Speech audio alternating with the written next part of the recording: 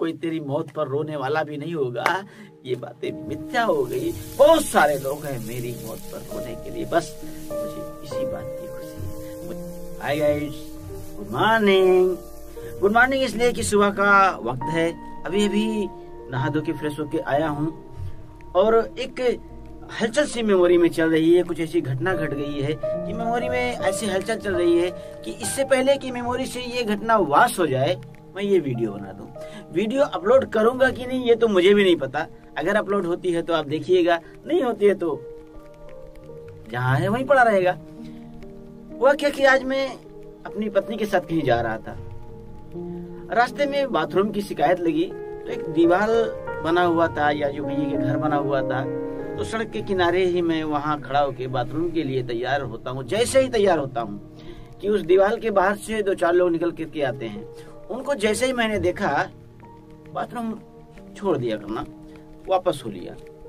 जैसे ही मैं वापस हो रहा हूँ कि वो 3-4 बंदे जो हैं वो मेरे पीछे पीछे हो लिए। मुझे लगा कि कहीं ऐसा तो नहीं कि जहाँ मैं बाथरूम के लिए खड़ा था वो किसी मंदिर, मस्जिद, गुरुद्वारे या चर्च की दीवार रही हो और ये मजहब के प्रेमी हैं, इनको बुरा लग गया हो और मुझे कुछ करने कहने के लिए पीछे आ रहे, तो मैं भगा। धीरे धीरे मैं अपनी स्पीड को बढ़ा रहा हूँ। जैसे जैसे मैं अपनी स्पीड को बढ़ा रहा हूँ वो लोग भी अपनी स्पीड को मेरे पीछे पीछे आते हुए वैसे ही बढ़ा रहे हैं। मैंने अपनी स्पीड को और बढ़ाया यहाँ तक कि मैं बिल्कुल भागने लगा। मैं भाग रहा हूँ, वो मेरे पीछे पीछे भाग रहे हैं। आगे मैंने देखा कि बहुत सारा घर हैं, तो आगे जब भगा तो सीधा सीधा रास्ता दिख रहा था, तो मैंने कहा सीधा रास्ता भागूंगा तो ये लोग मुझे छोड़ेंगे नहीं, मैं किसी घर में घुस जाता हूँ। पत्नी मेरे साथ में है। मैं किसी घर में घुस गया और घर में घुस के एक चद्दर लिया और चद्दर को ओढ़ के यूं करके बैठ गया। वो लोग शायद इधर उधर घूमे होंगे, खोजे होंगे, नहीं मिले होंगे, तो दुर्भाग्य रहा होगा मेरा कि वो लोग मेरे कमरे में ही आगे जहां मैं छुप के बैठा हुआ था, मेरी पत्नी बगल में बैठी हुई थी, वो लोग आए। मैं देख तो नहीं रहा हूं पर एहसास हो रहा है कि वो लोग आए और मेरी कनपट्टी पर रिवॉल्वर लगाए और गोली चला दी। जैसे ही मुझे गोली लगी मुझे कुछ याद नहीं, बस धीरे धीरे धीरे धीरे मैं लेटता चला गया और सो गया। जब मैं सो के उठा, कितनी देर मैं सोता रहा ये मुझे नहीं पता, लेकिन जब मैं उठा तो मैं देख रहा हूँ कि मेरी पत्नी बैठ करके तेजी के साथ रो रही है। मैंने चद्दर को हटाया, अपनी पत्नी की तरफ देखा, फिर दिमाग में बात आई कि मेरी पत्नी रो रही है तो क्यों रो रही है, शायद मुझे गोली लगी थी इस वजह से ये रो रही है। वो पुरानी घटना तुरंत सामने आ गई। मैंने पत्नी को उठाया, धीरे धीरे उठाया और बाजू से पकड़ा और पकड़ के घर से बाहर निकलने लगा।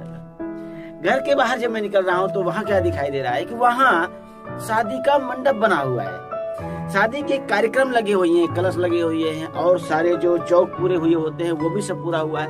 वहाँ पे शादी का पूरा माहौल बना हुआ है, लेकिन उससे थोड़ा सा पहले एक अर्थी सजाई गई है बांस की, टिकठी की, और उस पे मुझे लिटाया गया है। जी हाँ, मुझे लिटाया गया है टिकठी पर और कफन लपेटा गया है, रस्सी से बांधा गया है। पहले टिकठी है, लाश है और उसके बाद शादी का मंडप है। मुझे ये नहीं पता लग रहा है कि यहाँ शादी होने वाली है या लाश उठने वाली है। मैं अपनी पत्नी को बाजू में समेटे धीरे धीरे आगे बढ़ा। जैसे ही आगे बढ़ता हूँ तो देखता क्या हूँ कि 3 लोगों ने मेरी अर्थी को उठा लिया है। मुझे पता लगा कि मुझे गोली लगी थी, मैं वहां लेटा हुआ हूँ। मेरी अर्थी को 3 लोगों ने उठाया। 4 उठाना चाहिए पर पता नहीं क्यों 3 लोगों ने उठाया। एक तरफ एक ही आदमी ने दोनों बांस पकड़ लिया था, शायद मैं हल्का फुल्का रहा होऊंगा, और एक तरफ 2 बंदों ने बांस को पकड़ रखा था। ले जा करके वो शादी का जो मंडप बना हुआ था उसके बाद रख दिए, शादी के मंडप के बाद ले जा करके उस अर्थी को रख दिए।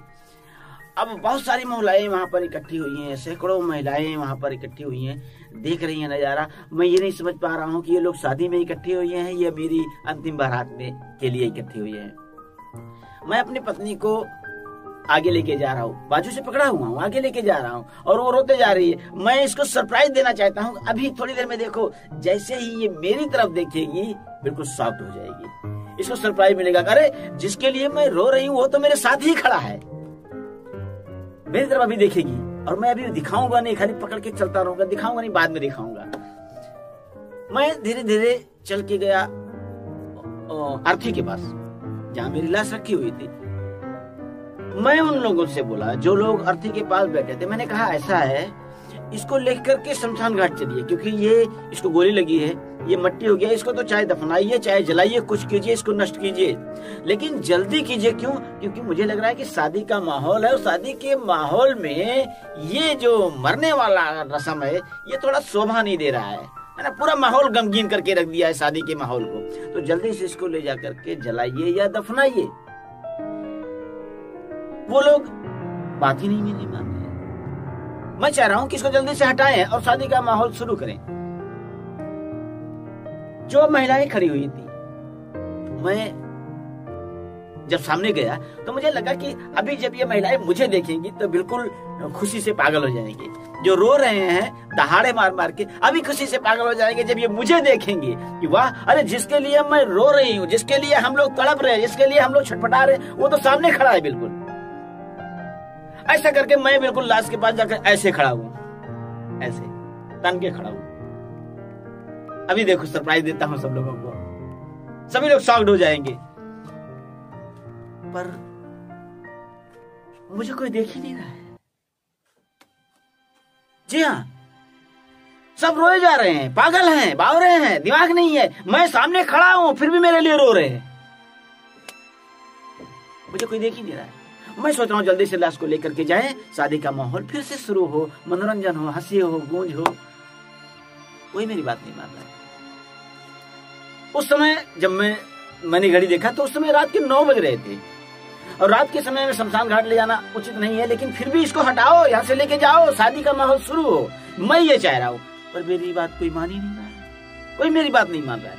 मैं दौड़ के अंदर गया, वहां से सब लोगों को बुलाया, अरे जितने पुरुष वर्ग के लोग हैं, जितने लड़के हैं, उनको सबको भेजिए, लाश को लेकर के जाएं, जल्दी चलें, यहाँ शादी का माहौल शुरू हो, महिलाएं गाएं बजाएं नाचे कूदें। पर ये क्या, मेरी बात कोई मानी नहीं, कोई सुन ही नहीं रहा मेरी बात। मैं इधर दौड़ रहा हूँ, मैं उधर दौड़ रहा हूँ, मैं चिल्ला रहा हूँ कि कोई मेरी बात मान ही नहीं रहा।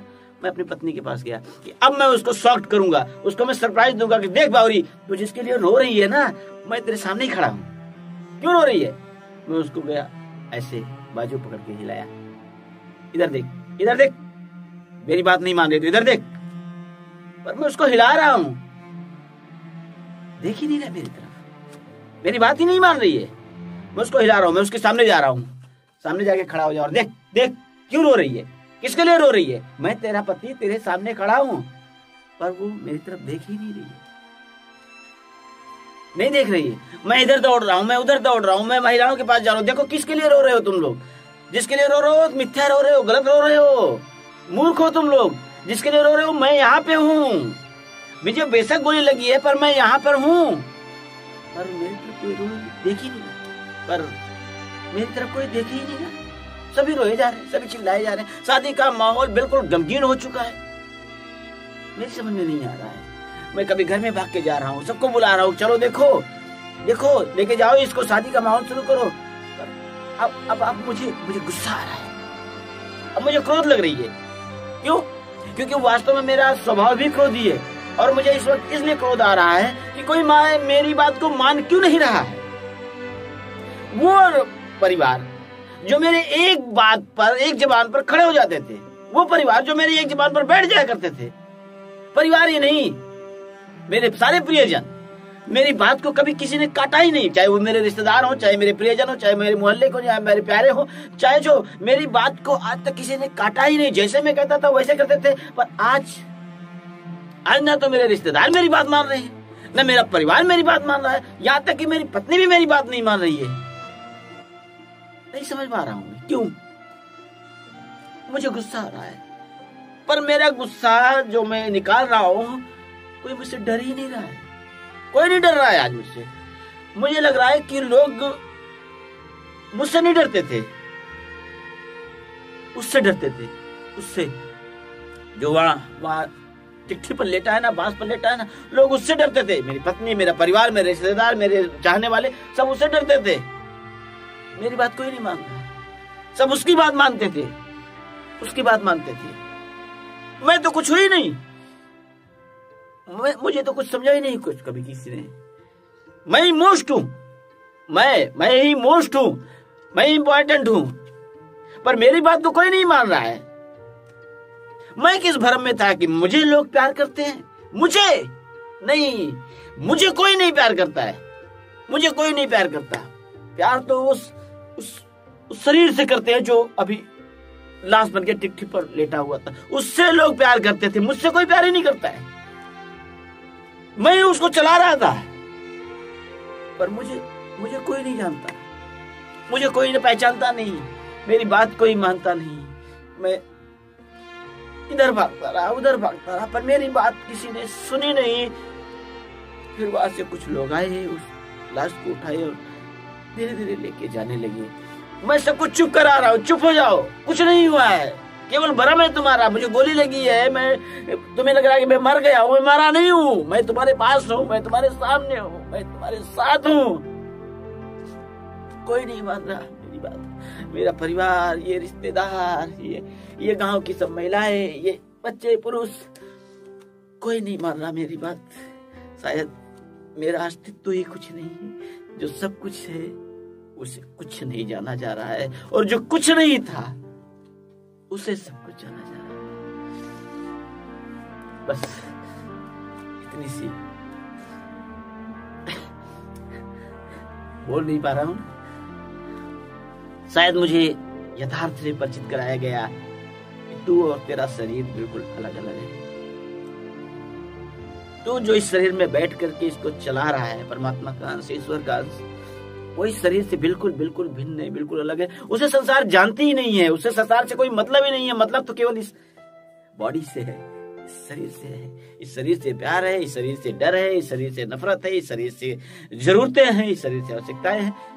जो इसके अंदर इसको चला रहा है, उसकी आवश्यकता केवल केवल केवल इस शरीर को है, और जिस दिन इस शरीर से आवश्यकता उसकी खत्म हो जाएगी,